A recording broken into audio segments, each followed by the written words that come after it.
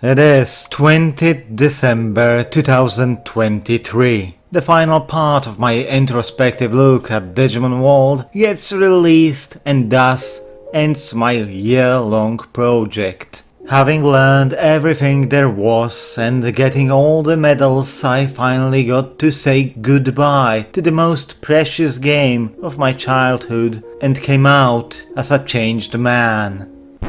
Oh. Ah, shit. Here we go again.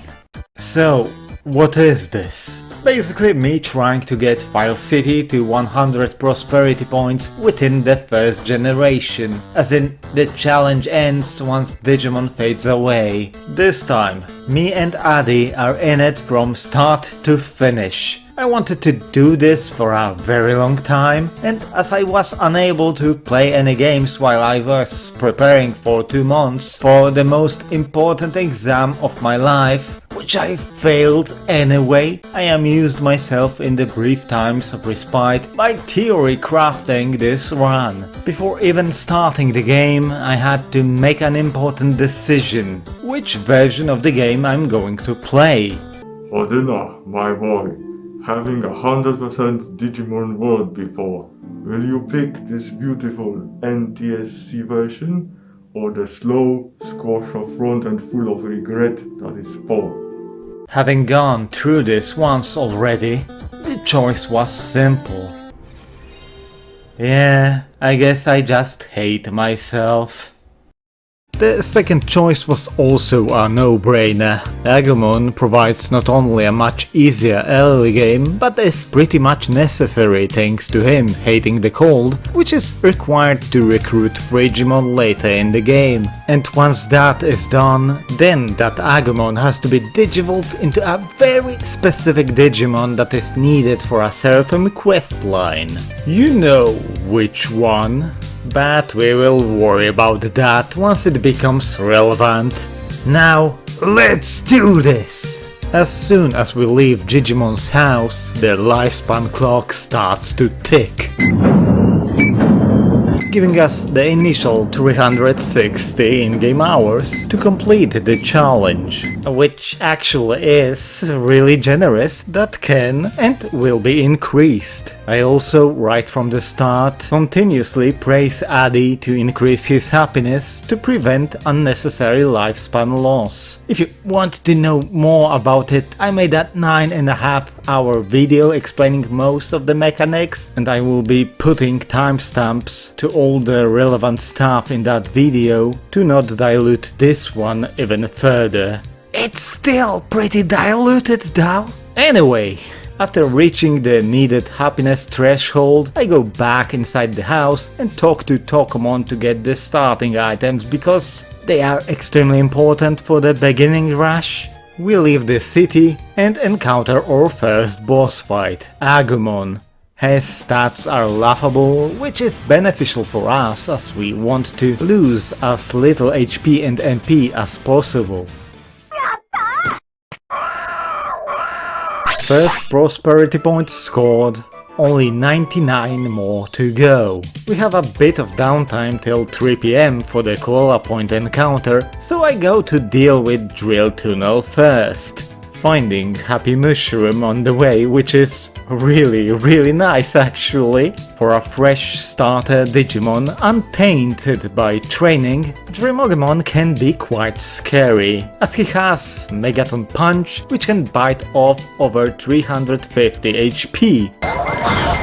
Luckily, Agumon has Spitfire, which is fast and kinda sorta ranged, while every tech in Numemon's arsenal is strictly melee. It ends up nearly as a tragedy, but we win, which allows us to carry out dirt. Carrying out dirt is a fantastic source of money and stats, and it will be the only source of stat increases for a very long time. Would training make beginning much easier? Yeah, probably. Would it hurt the whole plan I brewed? Nah, not really. I just find an upgraded green gem disgusting. I mean, look! Not to mention that these stat gains would prove meaningless in the end. During the 6th course, Adi shits himself for the first time. I console him to bring his happiness up. Sadly, because Adi is already tired, we can't carry more dirt, thus ending our work for today. Instead, I go deeper into the native forest to bother Palmon. Adi doesn't get poisoned, which is great! With Agumon, this fight can become a horror story. I kept Adi's health really low, which could have ended really poorly if Palmon actually used Water Blit. But she didn't, so there goes another point for us. 98 to go. Also, there's Brain Chip waiting for us, which will come really handy soon. And now, the actual trickiest, scariest part of the beginning phase. Numemon. I didn't save, which would force me to reset if things went wrong. And they nearly did. Seriously, Numemon is deceptively powerful, forcing me to use the valuable restore. He falls down, joining the city, and opening a really useful shortcut, in addition to dropping an MP chip, which will be stored for much later. 98 to go. While Adi is really tired from all the work and fighting we went through today, there's no crying in challenge runs, so he has to grin and bear it. As it is between 3 and 8 PM, we get to meet Koalamon, reaching tropical jungle and opening more recruitment possibilities. I rush straight to the Amida forest, which is not only the place where you can recruit Centarumon, who isn't all that useful in this challenge, as we won't do any actual training, but much more importantly for us, until you clear the minigame, you can find some free items while going through the lanes, including one that is pretty much crucial for this run. The almighty moldy meat. Which will make the challenge a lot less annoying and will save us at least few minutes of our lives. Seriously, I nearly cried from happiness seeing it just laying there. After getting some more loot, we reach the correct branch, recruit Centarumon, earning us 2 points. The game pushes us to the ancient dinner region, to which I turn back immediately because we sure as hell are not prepared for what's hiding there. Very naughty game, trying to screw players like this. Then we go for Betamon, who is a freebie 1 point waiting in the mangrove region. More importantly though, he opens a makeshift shop in the city, allowing us to purchase basic items that we desperately need right now. So I go back to the city, quickly, through the shortcut, deposit important items for later, and make an executive decision to sell the brain chip, as brains will be the least important stat for us in the future and we desperately need more funds right now. We also go back to the tunnel and carry out dirt 4 more times, cleaning up the pile completely. If we were playing the game normally, this would be the point where you would like to hit the gym to get a good champion. We don't get that luxury. And while Monzaemon is an easy boss fight, one that even Agumon should conquer easily, you need at least champion Digimon to push that boulder, so that means we can't reach Mount Panorama, right? Oh, fool! Instead of wasting time, we talk to Neuramon, who tells us about the invisible bridge, thus unlocking the Great Canyon. And you know what that means. Yeah, the monochrome shop minigame, which takes 8 hours per try and has a large potential to be disastrous for this challenge, as it is mostly a luck-based mission built around risk management. Again, if you're interested in the strategies, well, you know, that all that knowledge isn't really super helpful. It will just make you freak out more. Despite doing some daring trades, which is like the opposite of how I usually play this minigame, in the end I did it on the first try. Though it was closer than I would like it to be. Still, 2 points are 2 points. There's not much to do in the Great Canyon right now. Birdramon is definitely too powerful for Agumon, and Agumon could be problematic. Luckily, until you talk to Euramon again after crossing the bridge, Agumon won't ambush you. So instead we go to Friesland. Agumon really doesn't like it here, but that's the sacrifice we'll have to live with. Quick reflexes are required, as getting into a fight with anything here would end up extremely poorly. Oh, ice mushroom, nice. Anyway, Adi gets hungry, and after ignoring most of his previous hunger calls, I decide to feed him moldy meat. He gets sick, naturally, and then, I didn't know he could faint here too. Anyway, Frigimon saves us and activates his quest.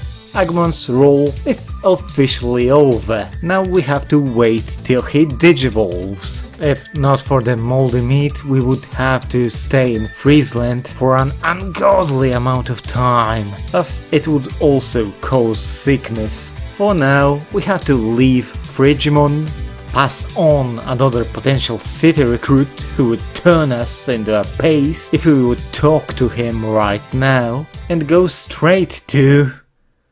oh boy! Misty Tree's gimmick is that the ever-present fog makes it hard to navigate. As in, whenever you leave a screen, you're randomly taken to another one, making it seem like traversal is impossible, made up to call off the weak. But being able to progress while the fog is up is actually possible. Just awfully inconvenient. I don't know how it works, if it's just completely random or if there is a method to this madness, but with enough perseverance you can reach the other part of Misty Trees or even the screen with Cherrymon, who will then clear out the fog, allowing for reasonable future traversal. In fact, Adi was so happy to reach this point that he actually soils himself.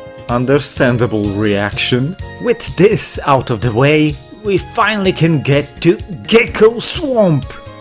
Well, guess Savannah. Basically, we just went the really long, tiring roundabout way to the location that normally is really easily accessible. After enduring shock therapy twice, we score another point, bringing us to 9.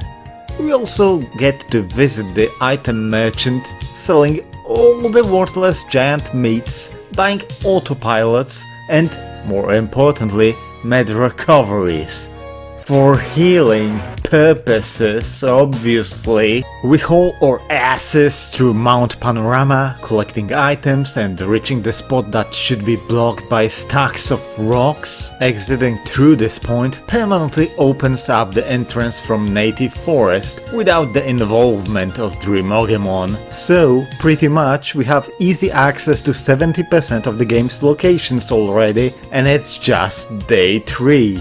We return to the city, take our meat, do more shopping, let Adi shit on the floor again. Yeah, I feel pretty bad neglecting Adi by starving and letting him poop everywhere, but it is needed, okay? We are required to make sure that he doesn't fulfill 3 out of 4 requirements of any of his possible digivolutions for our plan to work out. You can pretty much achieve it super easily by keeping your Digimon's weight below 5. If he doesn't digivolve after 6 PM of the 4th day, it means that we succeeded.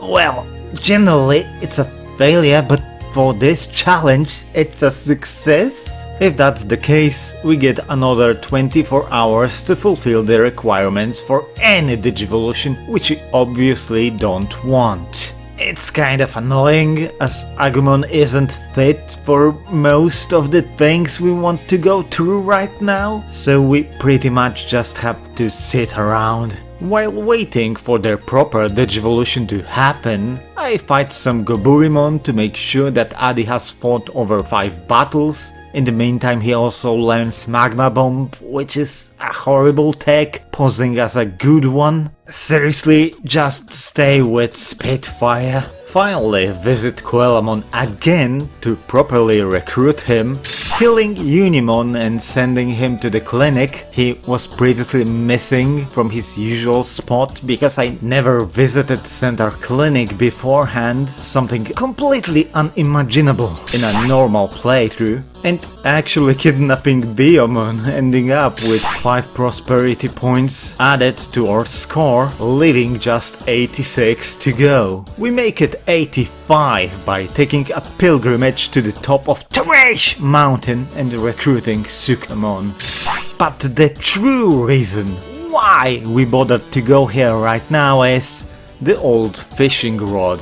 Because yes, I'm gonna do it. And I'm gonna do it really soon. For now though, time to return again to the city and exchange all the bits for as many med recoveries as we can afford, because...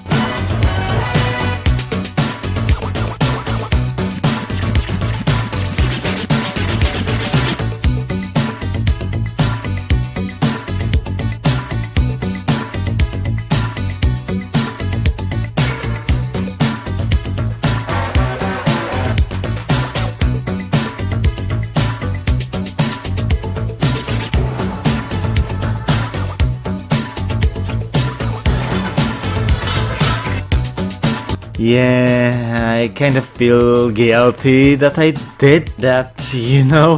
The power of money is just so strong in Digimon World, and having full stock of HP and MP recoveries while simply being able to spam them kind of trivialize the battles. I'm not saying that the game is hard. Once you get to know most of its quirks, it's actually laughably easy, but that's what makes it so fun and rewarding to play.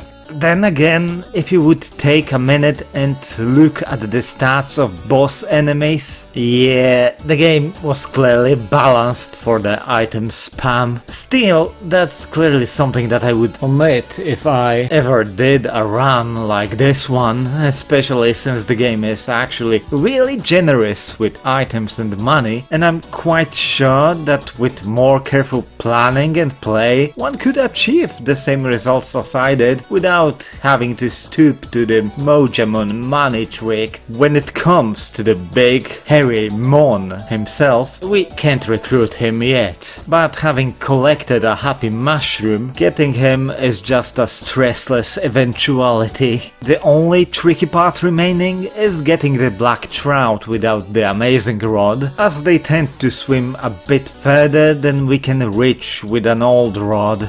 But it ends up being okay.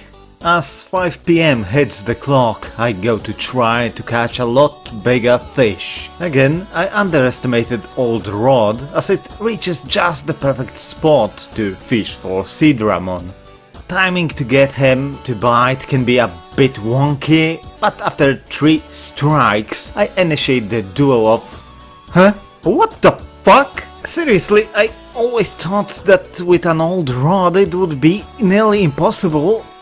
Anyway, we become friends and get to the Beetle Land in day 4 of the game, which in a standard playthrough would be huge thanks to the gym upgrades. I recruit Kuwagamon and Kabuteri. Oh, yeah, I forgot that you need to have an arena to recruit him, because you know, who visits Beetleland before beating Greymon? Anyway, despite not being even remotely close to the city, Sidramon also gives us 2 points. With Kuwagamon that's 4, so close to 20. By this time I basically reached the limits of what I can sensibly do, leaving me with plenty of time to waste. I played curling, thinking that I could go for a third perfect 10 in my life. But the AI had different plans, so I had to live with just one prosperity point instead. I dropped some stuff off to Monzaemon and then just watch grass grow till 12 of day 5. Also, Adi shot himself again while waiting for the inevitable to happen.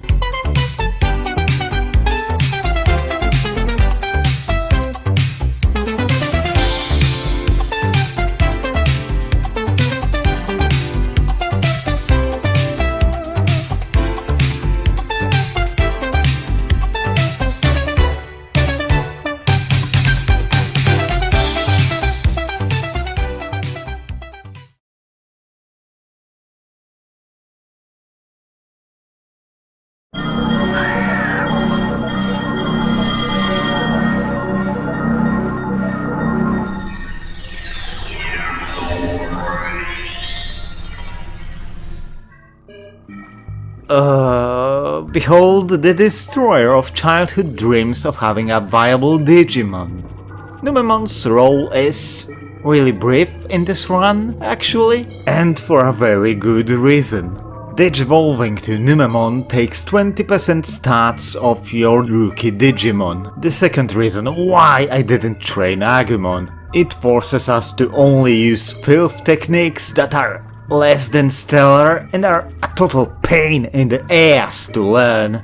Still not enough for you? Okay. Every filth Digimon comes with a 20% training rate penalty, so you may see why I wanted this part to be as short as possible.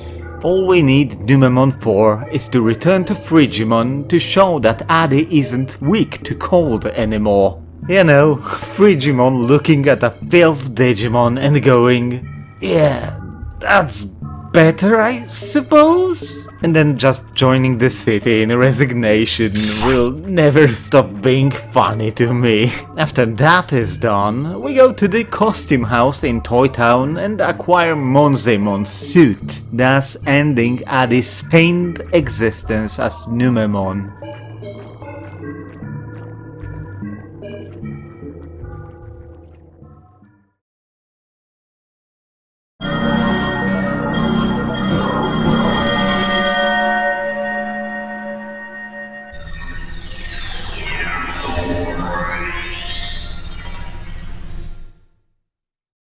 Digivolving through Suit brings Adi's stats to the base requirements for Monzaemon, which is the ultimate reason why I didn't give a frick about training. So now that we have an ultimate Digimon with decent stats, which I'll up with all the chips we've been holding up to this point, that must mean that the suffering is over now, right? Honestly, I know that many people have a soft spot for Monzaemon because getting him is genuinely an extremely memorable moment, and for many of us, he was the first time experiencing the power of an ultimate Digimon, but I don't like him. I mean, he is fine as a generation 2 or 3 Digimon once you have a nice arsenal of techs, especially with the amazing Megalo Spark, but when you have to start from scratch, he pretty much is an overgrown Gabumon. Being a battle tech specialist is just meh. I like battle techs, Counter and the Megaton Punch are amazing, and Muscle Charge is the definite second best stat rising tech. But they work best as supporting techs, not the main source of damage. For a few in-game hours, remember that each battle takes 30 minutes out of the timer and adds tiredness, I tried to get an offensive move that doesn't do like 50 damage. It went just as well as you think it did. Seriously, having to watch this struggle was like torture. I actually read something in the meantime. Eventually, not wanting to waste more time, in an act of desperation I try to fight Patamon, as you have to battle him 3 times in a row, so I for sure will get Dynamite Kick.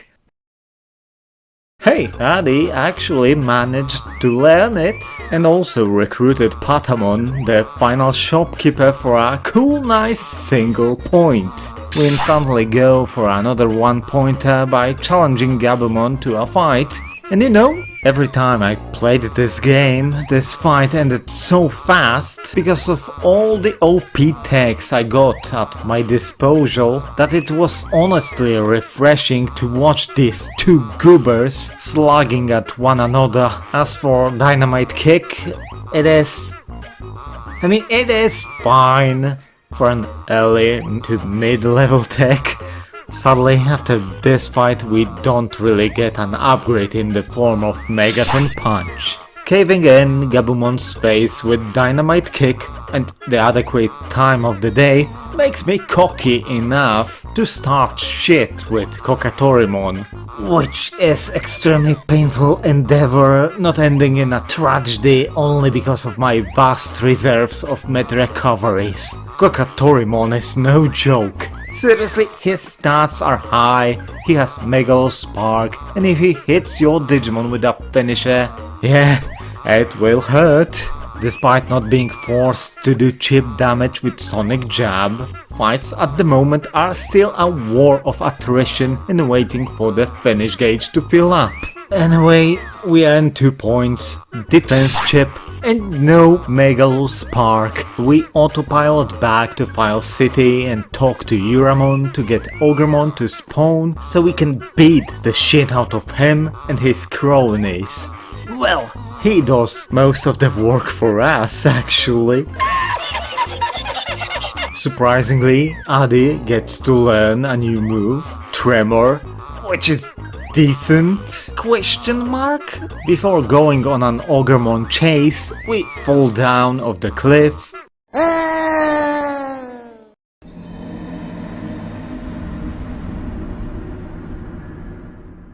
Just to rise again and finally challenge Birdramon. This is, no joke, one of my favorite battles in the game for how gimmicky it is. Of course, with Adi's current moveset, it is a slog where he constantly gets pummeled by the Prominence beam spam, just waiting for his finisher to charge up.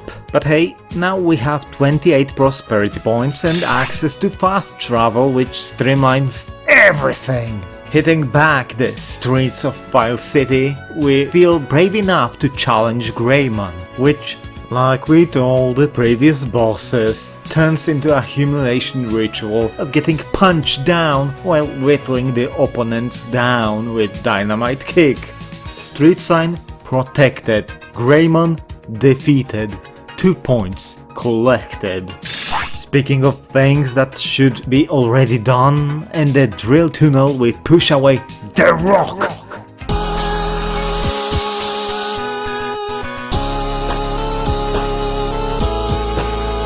And interrupt Miramon's little emo session. It's a laughable boss fight at this stage of the game, but it's nice to score a win that didn't require an embarrassing amount of kicking.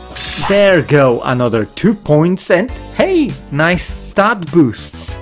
In normal play, it's such an unlikely thing to happen, but if we would delay the Miramon recruitment for even longer, that is, not beating him before Agumon takes over Drill Tunnel, we could get locked out of the possibility of getting all prosperity points. Anyway, we find Dreamogumon and talk to him to initiate shortcut construction. Back to the city, and then Bergera transport to Great Canyon to mess up the Ogre Fortress. I'm so traumatized by the German PAL version that I always fear of getting here just to see that I'm unable to progress. After some beautiful instances of smooth operating...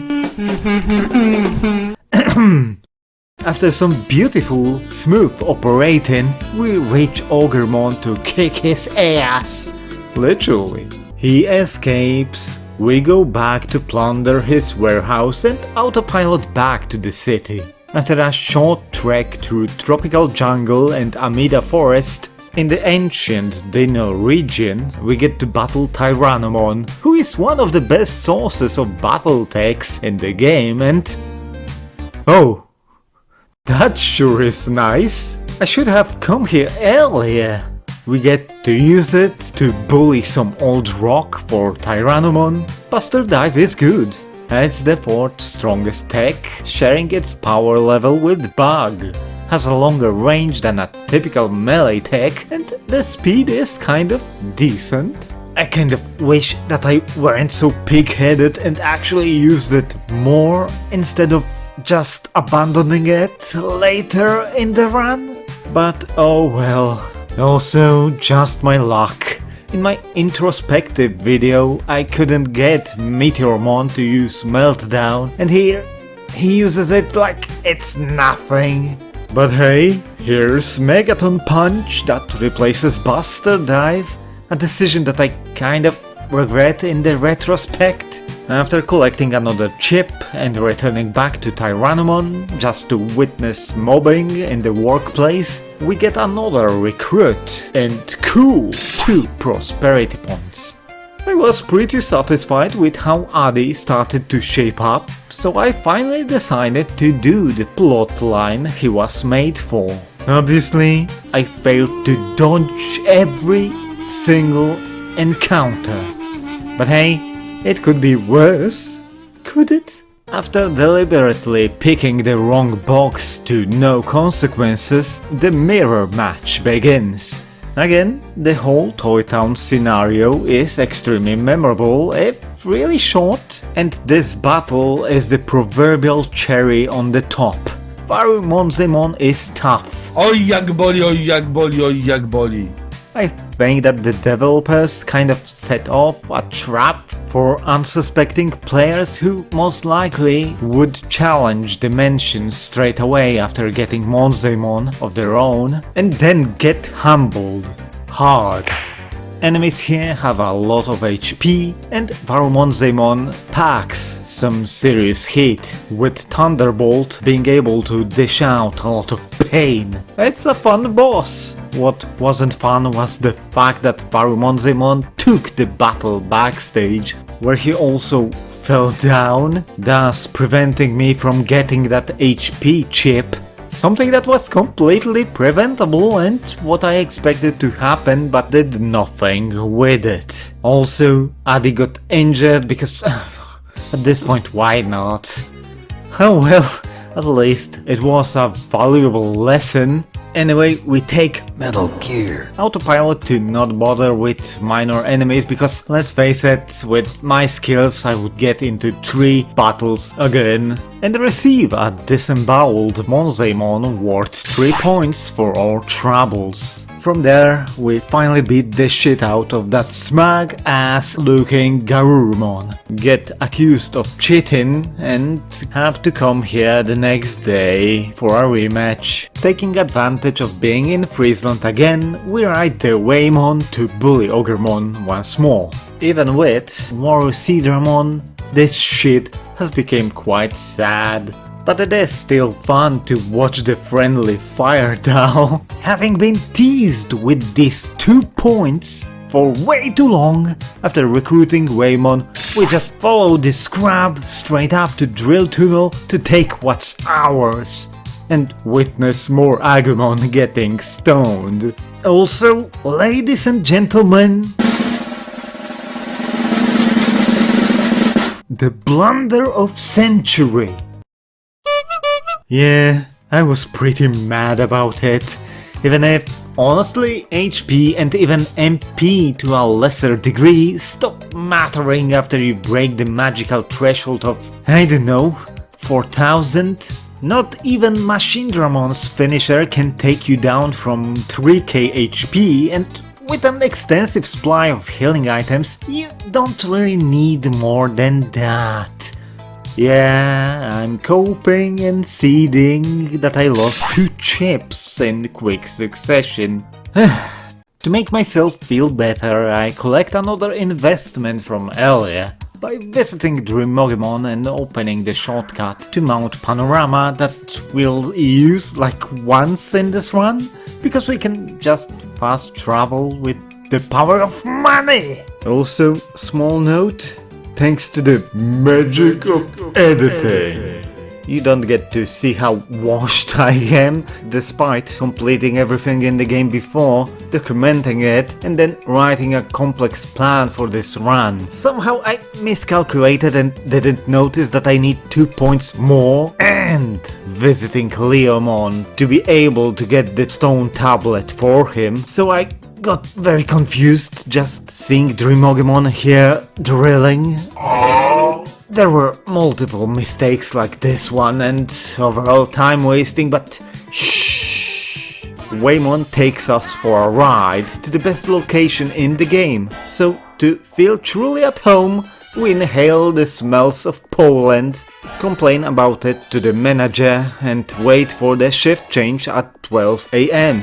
Inside there are some chips waiting for us, which is great. Then I wonderfully avoid Agumon to not get literally shut on.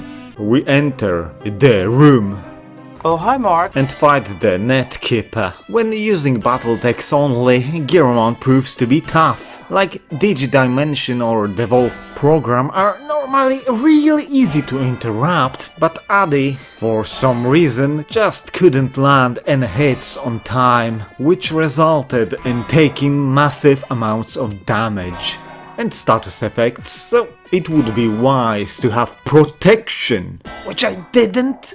Again, using scoffed movesets allows one to experience fully what bosses have to offer and admire them for what they are. Also, the big bomb has been planted. But Adi has enough reason and dignity of a man to not step on it. He still gets beaten up enough though. Agumon falls down, but the 3 points we'll get for him will have to wait for the Factorial Town subplot to end. In the meantime, me getting into random bouts and more chips. With that out of the way, the time for our rematch with Agumon has come, and wow, for the very first time I play, I'm actually on time, preventing Agumon from recovering any HP. Despite me not being able to order Adi to do anything, including the finisher command, nor being able to pelt him with items, thanks to our clown-to-clown telepathic link, he manages to teach Agumon a lesson, scoring us another 2 prosperity points. Then I randomly go to Beetle Land to finally recruit Kabuterimon now that we have the arena in the city. By the way, you can Verdra transport to Beetle Land without the blue flute in your inventory, but then you're stuck until your Digimon loses a life or fades away. Or, you know, you use autopilot. Tentomon naturally drop autopilots for that reason, probably. Speaking of Digimon that have waited for far too long to be picked up, Shellmon waits for us in Great Canyon, saved by riding the elevator back to Ogre Fortress and going the roundabout way to this spot. We need her to recruit 2 ultimate Digimon, so that's a big one. We go back to visit the coolest hangout in the digital world, just to find a squatter. Wypierdalaj! We scare him off in the name of our bro, Agumon, getting inventory expansion for our troubles. Protecting Agumon's property ends in a bitter failure as Adi shits himself in his dreams.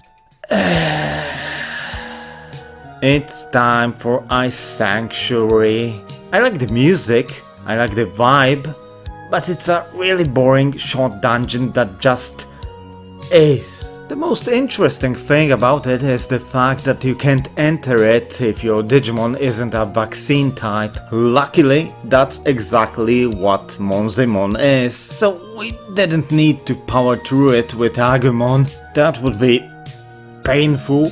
Sadly, the type restriction mechanic and things associated with types in general are really underused, with only one more location like this one waiting for us. Digimon here are powerful enough and they are hard to avoid. There's also that really annoying trial and error room that is burned into my brain after always having to go multiple times through it. And it all ends with this big encounter in the final room, after which we are blinded by Mon's light. Who's that Digimon?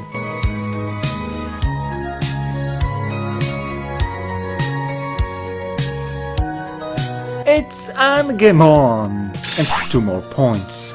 As I autopilot back to Fire City, after some intense calculations inside my mind, I realize that I'm over 50 prosperity points threshold, which opens up a certain encounter in the native forest. So yeah, we get knee dropped by Agumon, suffering massive damage, and then 2 things dawned on me.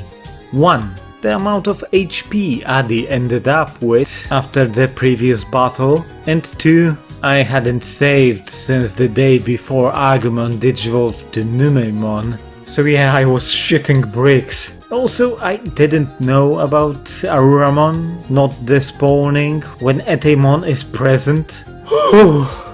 That was the scariest shit ever. If I were cockier, I would say it was calculated, but it wasn't. That was also the point where I realized that there's no advantage using Megaton Punch instead of Buster Dive when fighting with melee-based Digimon. Did it cause me to change Adi's moveset? No. Other than that, it was fun to watch 2 pieces of shit inside fursuits slugging at each other. Hope that it didn't sound as wrong as I think it did. And so we reach 54 prosperity points.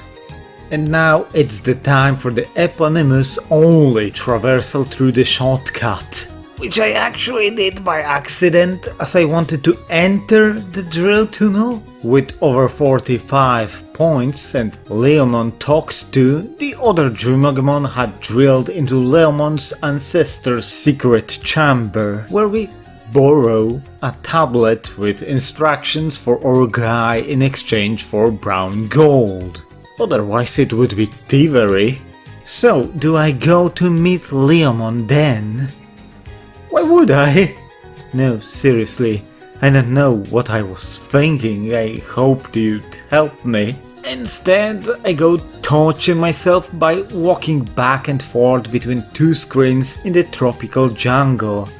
That's pretty horrible in itself, but then, after 8 real life minutes of trying, we actually have to defeat Piximon. I kid you not, I think that outside of Machine Dramon, Piximon is the toughest boss battle in the game. The just enough stats, alongside the actually quite brilliant set of techniques, simply work. Every single regular attack of his has a high chance to put a status effect on your Digimon, so protection is a good idea.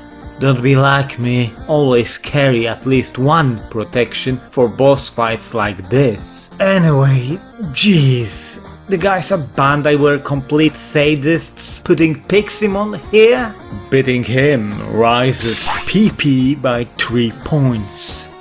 Wait! Before going for the second roaming Digimon, we quickly visit the ancient NTSC region to prevent Numemon from turning into dust, as we still need his 1 point. Then I run between the Spore area and the top of Mount Panorama for like 5 minutes until I hear small, quick steps of Monzaemon. I remember encountering him for the first time and having to deal double digits of damage in the lower end of that spectrum, mind you, because of his full potential spam. But thanks to the legal doping in the form of chip consumption, Adi is strong enough to deal okay amounts of damage. Monzaemon is pretty much a souped up Etemon, even if his initial stats are lower than his. But that is quick to change after a few doses of full potential. Not much to say here, other than I kind of regret not trying to get counter by the time of this fight, but well, had pretty bad luck with getting it. I know I'm repeating myself, but that's another battle I really like. Bosses are pretty great overall, nicely balanced, or imbalanced. As soon as Monzaemon falls and we get our PP increased, we autopilot and take the Waymon cruise for the final member of the trio. By the way, just wanted to say that by playing the PAL version with each loading screen, I lose over 1 second more of my life than if I played the NTSC version. Just a fuel for your thoughts as I travel between screens over and over again. After 4 minutes, there he is! Metal Monzaemon has great techs and is built to interrupt your finishers if you're not careful. I wasn't. Personally, I think it's the easiest fight out of the 3, but no less memorable. Especially with him being the only user of pulse laser in the game outside of the arena. And so, our PP gets another 3-point injection for the total of 63. Just 37 left. By the way, I wanted to check on Agumon, but you have to report to Andromon first to recruit him, so yeah. That walk was pointless. Having recruited a secret shopkeeper, going from Digimon Bridge to Native Forest, we are ambushed by Ninjamon. Despite our clear rejection, he doesn't really get it, forcing us to give him a fistful of Addy. 2 points, please. And finally, the thing you all were waiting for. The resolution of this sub-story is so freaking dumb and pointless, even for this game. But okay, it was always all about the road and not the destination. And I mean, 2 points are still 2 points. For the third Numemon siding, I performed gold medal tier enemy dodging that I'm very proud of, and I wanted to show it to you. I mean, that Tankmon bait and evade is if I dare to say so myself. I then scratch off the 4th one in the drill tunnel's secret cavern because hey, I would have to do it someday anyway, so might as well do it now. I then make the biggest mistake, the fumble of epic proportions that will haunt me forever. After reading some posts on X, the board, not the site, I visit the Spore area to recruit Monzaemon, not realizing that 3 points will bring me to... No, please, don't go!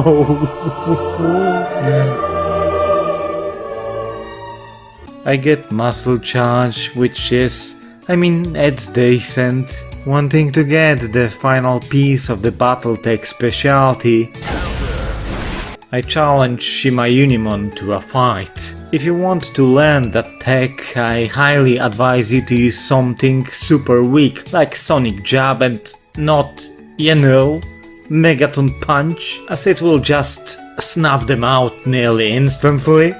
Anyway, oh my god! That's a 9% chance when air is the 3rd specialty! In fact, Addy gets so shocked that he... well, you know what. Of course, as soon as we get friggin' Megalo Spark...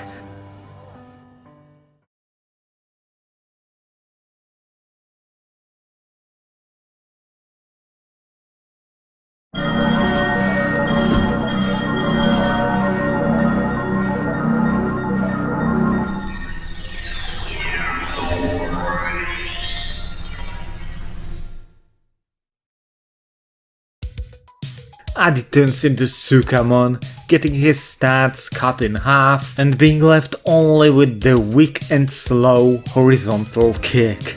Of course, as you were probably expecting, the Sukamonization was planned from the very start. Yes, every single one out of the 16 poops we witnessed happened for a reason. That reason being Gaylord's mansion, which requires a virus Digimon to enter and is keeper to a subplot ending with recruitment worth 3 points. Numemon would be extremely underpowered, using chips on him would be a waste, and so would be dedicating time to training him, so I want to simply not use him at all. Don't get me wrong, Sukamon is terrible Digimon as well, but with Monzaemon's stats even cut in half, everything will be a lot more manageable. Not enjoyable, mind you, but manageable. But before going to Greylord's mansion, we need to step up our filth game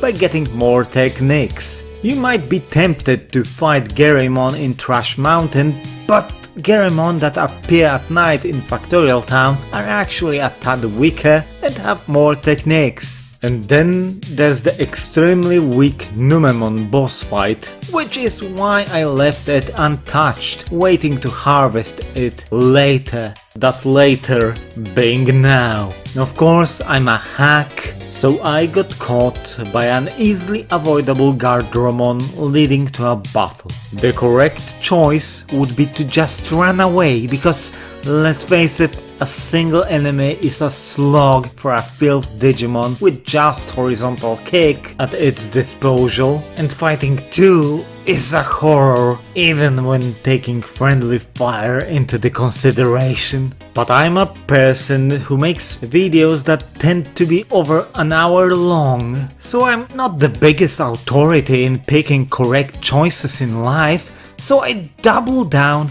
and stay in the fight. For the next 7 minutes I got to watch one big poop trying to fart on the other poop while being burped on and bombarded with literal shit. There was also this weird ass robot fisting my sentient piece of poop and making both of them burn. Imagine the smell. It was the most brain-dead thing I experienced in a long time. I didn't even really need to heal Adi that often. He was surprisingly resilient, but he also didn't really do any damage, so it was mostly about praying that both enemies will damage each other while I wait for the finish gauge to fill up. Kind of reminded me of the good times of running Sonic Jab and Dynamite Kick on Monzaemon, just worse. Infinitely worse. They've done it. Bandai really have done it. They went full ham and made the perfect punishment for neglectful players. Was it a bit silly to make 1/7 of all techniques a literal joke category that was mostly, well, shit? Was it risky to put ugly, gross creatures, some of them being able to consume their own feces, in a game marketed mostly to children? Of course, but has any other game done that before or even after Digimon World? And even if they did, it felt much tamer, not being worth talking about. It doesn't change the fact that having to only use the horizontal kick against Digimon with high HP is a soul-crushing process. It only took 8 minutes, not a second more, not a second less, and yet it felt like an eternity. And when you have a lot of time and your brain gets bored, you start to think. Why are we wasting time on things like this? Why do we torture ourselves doing tedious things? Is there a place for it in gaming, or is it a big blunder? Why do anything that isn't leading to progress? What's the point of me making videos anyway? Acceptance, connection, expression, feeling of control, tormenting my friends by forcing them to watch this shit. And why are you here with me wasting your time constantly? Do you have no respect for yourself? Why do anything at all? Why live? Why? Why?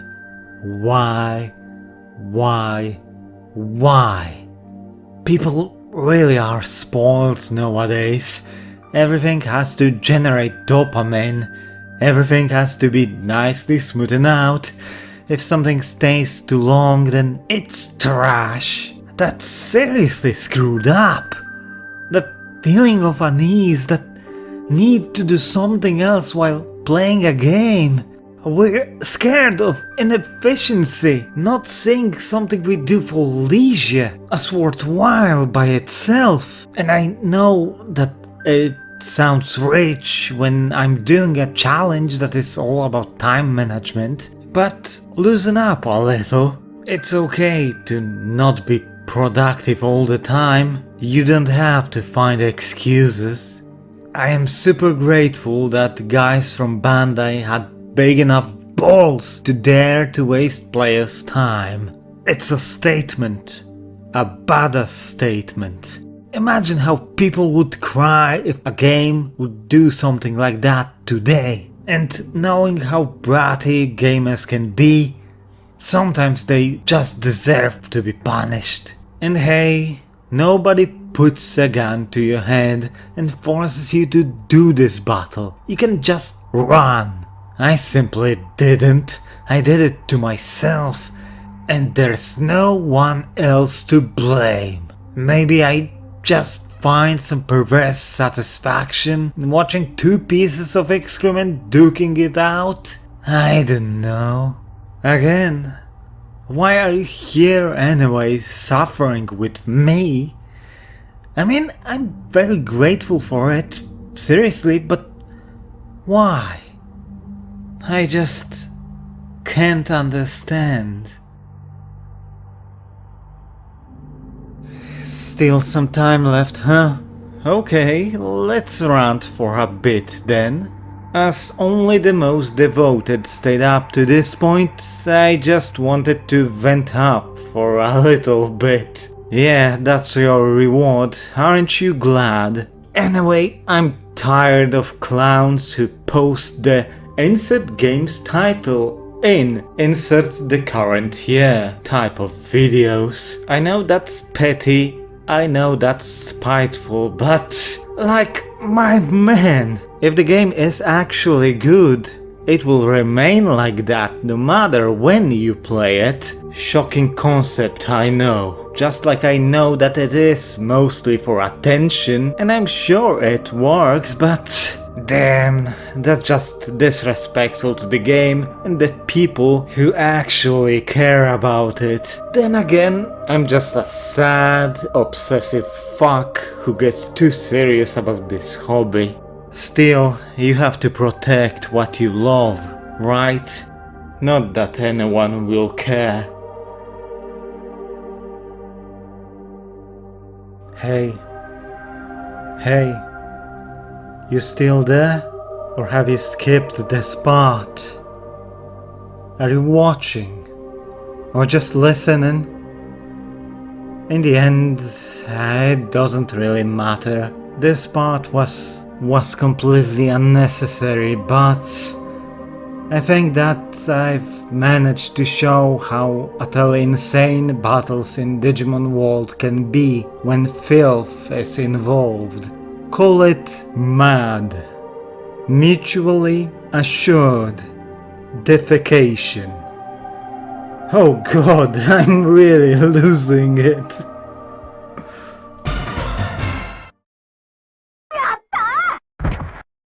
Adi learning skunk spray saves the remnants of my sanity from disappearing completely. It is extra nice, as in theory it will give us a bigger chance to learn that one super special technique, which is why I left that Numemon for so long. Then again, maybe equipping a stronger attack wasn't all that smart, as Numemon doesn't even get to use the technique in question, not even opening a possibility of Adi learning it. I'm not crying. I'm not crying. With the stupid MP chip in my pocket, we return to Andromon to push the plot further so that we can recruit him the very next day. And then I risk it all, avoiding Garemon to enter the inner factory to fight this Platinum Sukamon on my own accord, to have a minuscule chance of learning a technique that I probably won't even use. But I thought it would be funny to get. Maybe I'm just damaged. Of course, to no one's surprise seeing the odds, Adi doesn't learn the ultimate bomb, instead getting something even more useless and infinitely less fun. Great use of that 6.5 minutes of my life. I deserve everything my life became. Truly. Then, after autopiloting and letting Adi get some well-deserved Z's, we hunt for the field tech that is actually pretty fly for a field tech. This doesn't even rhyme. It takes 4 Garemon encounters and 10 minutes out of my lifespan, despite a relatively high learning chance, but in the end, Adi gets to learn his ultimate distraction tool before I went on with the final solution. Then, after stalling for so long, we finally travel to Overdell Cemetery. Before entering the mansion proper, we exchange yes yes no for 2 points. We experience shitception, grab the key, and plenty of chips. I forgot how many chips there are in the mansion actually. That's really nice. Then we fall through the hole, talk to Myotismon, open the fridge just to find the meat outside. We give it to the Gaylord himself and then witness the divine. To push this subplot further, we need to autopilot back to the city and check a bulletin post that appears after you have the first half of the quest done and at least 40 prosperity points to your name. Back to the mansion again, we search for Myotismon everywhere, try to leave, meet the resident edgelord and infiltrate the secret lab. I did what I do best. Wasting 3 more minutes of my life while inhaling burning feces. Then we get to fight Tekamon. Or rather, watch Adi slowly jam the nefarious machine with thrown poop. Despite using full power and Buster Dive, Tekamon gets completely clowned on by Adi, even with poison coming really late. Damn, that had to sting.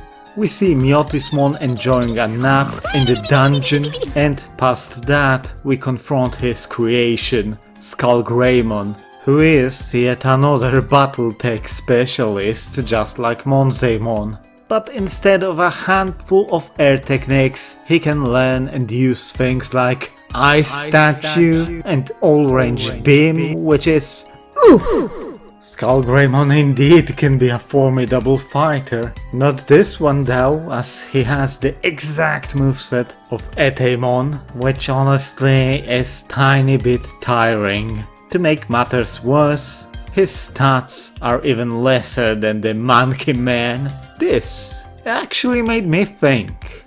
Was this whole plotline tailor-made so you could clear it with a filth Digimon? I mean, both required encounters are fairly weak, even for Ultimate Digimon, and they use battle techniques that are less effective against filth because, you know, try to punch a poop.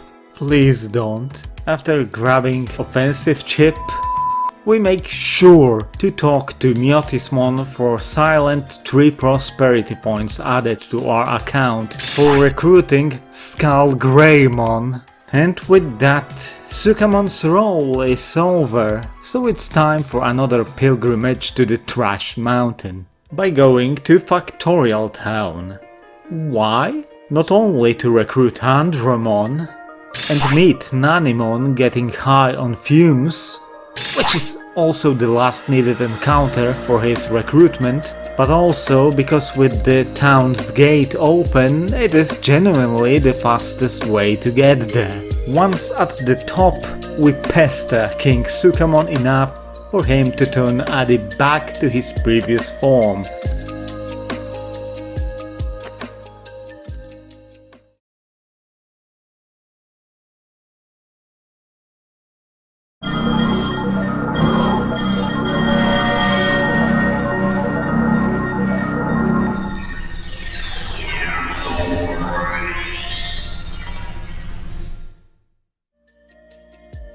Not only allowing him to use non-shit techniques again, reversing the stat cut, but also, as the game recognizes Desukamonization back into an Ultimate Digimon as a natural Ultimate Digivolution, once again it extends Adi's lifespan by 96 hours. As a reward, we force-feed Adi all the chips we collected during his corporal existence, making him even stronger.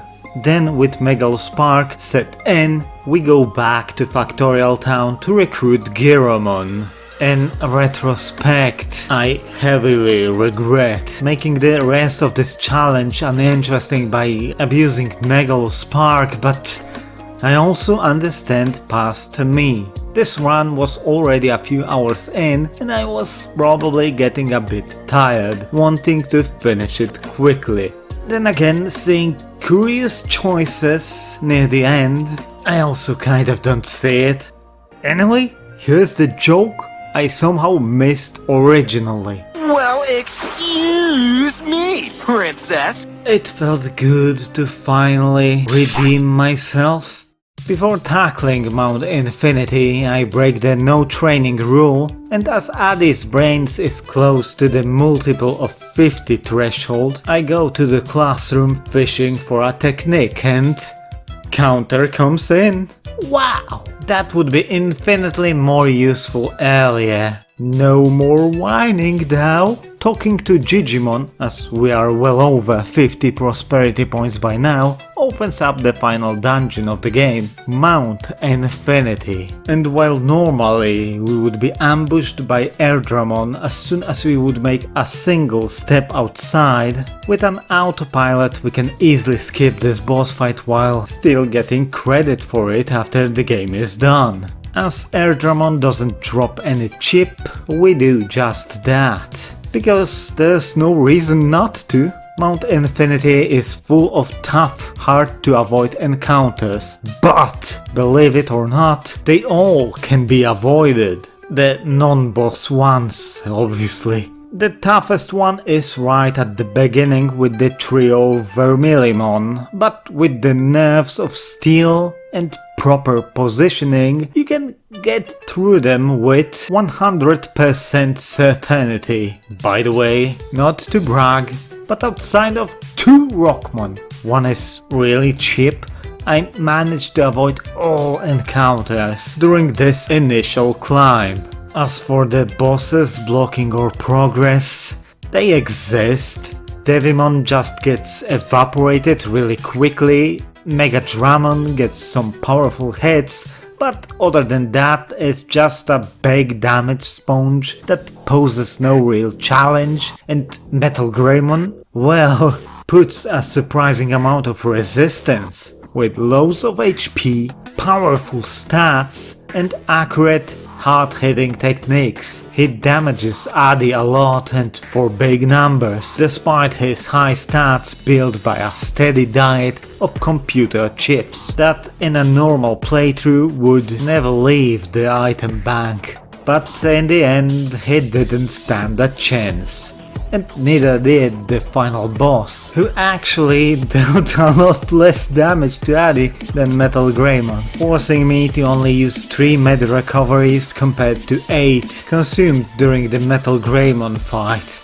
Then again, it's mostly thanks to the fact that with proper timing, thunderbolts are relatively easy to dodge, and I had some amazing luck with all-range beam positioning. I still remember the first time I ever fought Machine Dramon. I had Andromon with Buster Dive, which makes me doubly sad that I ditched that tech without a moment of deeper thought. There's not much else to say other than it is good to have techniques that have a long wind up time, because you really don't want to be hit by Infinity Cannon, and interrupting that finisher is just so satisfying. Monzaemon falls, an old man gets his comeuppance, and we are saved by a Digimon we didn't even see in this playthrough. We say our goodbyes, which would be a touching moment if not for us coming back literally a minute later. By the way, for whatever reason, the game rolls credits as you load the post-game save. It's good to be back. Good job, Addy, but there's no time to rest. We go back to Digimon's house to confirm all the Digimon we recruit. With an autopilot, we can easily skip this boss fight while still getting credit for it after the game is done. You sure about that? You sure about that? Honestly, at that moment I kind of was shitting my pants, thinking that I screwed up something really good. Apparently finishing the game and recruiting Agumon doesn't erase the encounter flag that still sits near the house entrance, and beating him leads to the same cutscene as normally, just without Agumon sleeping in the bed, making it all extremely trippy. Anyway, at 93 prosperity points we officially have only 3 Digimon to recruit left. To get the final piece of the puzzle needed to recruit Monzaemon, I go to Native Forest to obliterate some red Vegemons in hopes of getting Super Carrot. I could just wait till Vegemon recruitment, but I wanted him to be the very last recruit as, well, he is the only one breaking point preventing us from ending the challenge right here, right now. After getting it, I go climb Mount Infinity, obviously. And guess what? This time, completely tired out of my mind and wanting this to end as fast as possible, I simply dodge every single enemy Digimon like I was Neo in Matrix, proving to myself and to you that it is possible. Not that I probably gave a damn back then.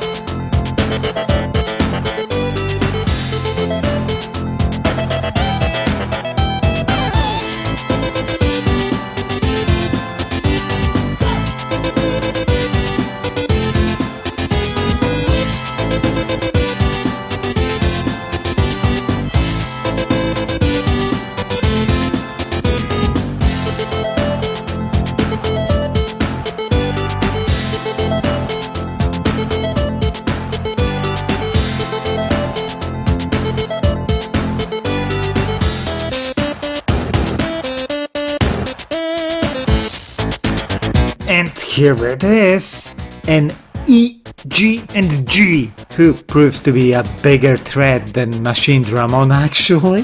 Digitamon, just like Piximon, was designed to be as annoying as possible, with its status effects galore. It actually has a proper tech set that enables it to combo you like no one's business.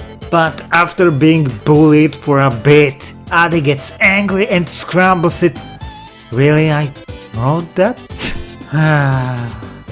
We just earn 3 prosperity points, recruiting the final ultimate Digimon in the game, and as Adi gets hungry, I decide to treat him to the best meal of his existence to compensate him for everything he has had to go through. Restaurant Digimon are guaranteed to appear after being recruited, which is perfect for us. We cycle through Mera, Tyranno, Garuru and Frigimon, then Digitamon appears. Curiously, Monzaemon seems to be placed higher in the restaurant hierarchy for some odd reason.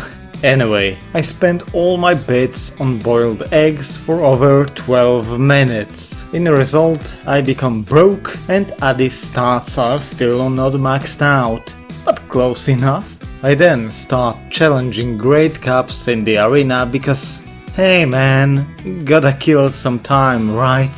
Fuck sleeping and resting, right? And doing 2 tournaments a day seems like a plan. Oh yeah, I visit Monzaemon and finally recruit him before Addy dominates S Great Cup. I mean, I know that his stats are nearly perfect, but I didn't think that it would go so well without poison. Amazing! I'm so happy that he got this win. He deserved it. Then Addy turns some preschoolers into a paste in the Great Cup. Oh!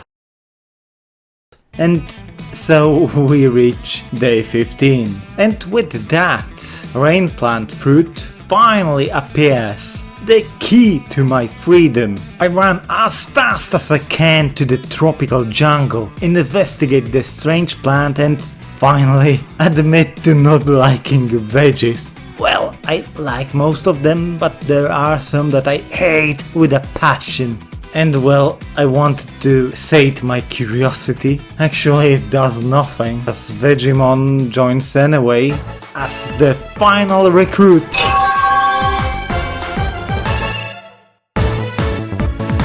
We did? Wait, where are you going? I actually go to the back dimension, fight Machine Dramon for a second time, get transported back to Digimon's crib to receive Chain Melon, because yeah, Addy clearly needs that. And here's what we were fighting for in this challenge, the medal for making the city flourish. This is the point where I should end this, but addiction dies hard, so I also level Addy's stats to the max, so this version of him reflects the Physical growth that the Earth Addy is. And then finish the last Great Cup we needed for yet another medal. Oof! It only took 7 hours and 41 minutes. Of course, I could get some more medals, maxing out bits, a full card collection, 100 fish, and a perfect 10 in curling, but yeah, no. It was already supposed to only be about getting 100 prosperity points, which, if I ignored all the faff, I could comfortably get in 6 hours, even less if I actually optimized this shit. But I just wanted to savor it. It was nice to go back to Digimon World. Such an amazing game.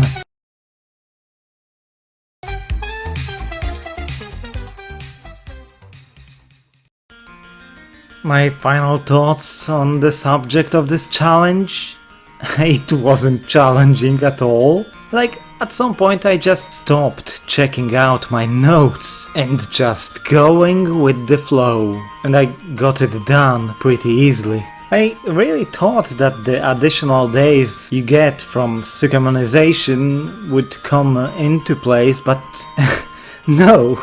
I got it all done in 15 days, which is the minimum you need thanks to the Vegemon recruitment requiring the rain plant fruit. The only really tough stuff is at the very beginning with Numemon and then going through Misty Trees. After that, piece easy, seriously. What I think I would definitely change if I ever did that again would be not going with the money trick, hugely limiting healing in battles, and banning Megalo Spark. Then it could be interesting. Still, it was a fun thing to do. Probably not as fun to watch, for which I'm really sorry, but if you stayed, then thank you so much.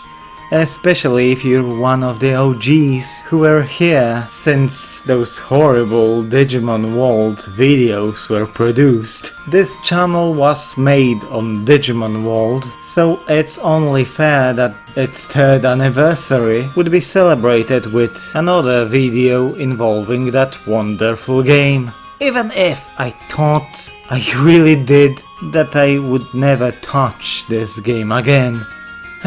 Sometimes you encounter moments of weakness in your life and you just have to go to your happy place where you have a semblance of control. It's not the healthiest or most productive way to deal with life, but hey, even the strongest relapse into their comforting addictions. And I'm far from a strongest person. No matter how much life will kick you down, please, get up. There's nothing bad in wanting to lie down for a while, but get up eventually. You can do it. I know it. I won't assure you that it will be worth it, but there's nothing to lose and all to gain.